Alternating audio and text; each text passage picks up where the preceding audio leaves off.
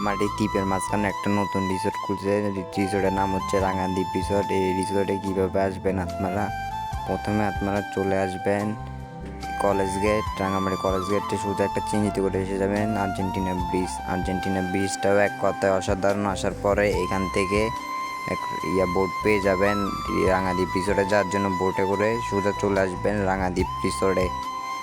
আস্তে আস্তে বোটের ভিতরে ভিউগুলো উপভোগ করবেন চারপাশের।